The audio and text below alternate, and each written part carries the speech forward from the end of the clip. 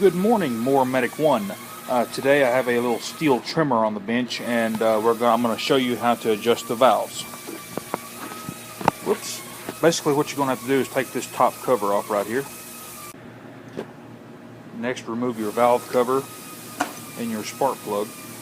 And if you'll see, if I can shine the light, to get this engine where it needs to be,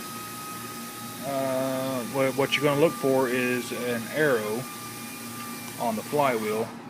I know you can't see that, so if I get a little closer, but anyway, the arrow on the flywheel needs to line up with the bolt on the ignition module. So just line those up like that right there. So that should be at top dead center.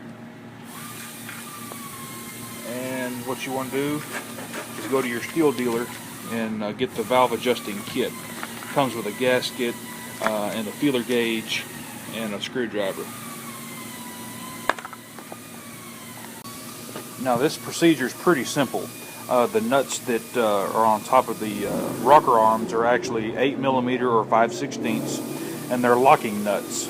So you just crank them down to make them tighter, and you loosen them to make the valve lash greater. I'll show you. The feeler gauge is actually tapered at the end so you can get in there, but just adjust if they're too loose, like these, way too loose. You want to decrease that gap, so you want to turn the rocker arm nut down. It's not going to take a whole lot, maybe a quarter of a turn. Just to keep, if you can't get the feeler gauge in there, that means the lash is too tight, so you want to loosen this. But just keep turning it down until you feel the drag on this just ever so slight. It's a little tight because I can't get it out of there, so you're going to loosen it up just a hair. And now then, there we go. Still just a little bit tight. Loosen it up just a 1/16 of a turn or less. Oh man, that's perfect. Do the same thing with the other valve, and take the valve cover gasket out of your kit, clean up your surfaces, put your valve cover back on, and you're good to go. Usually whenever you need to adjust the valves on a 4MIX is whenever you pull it.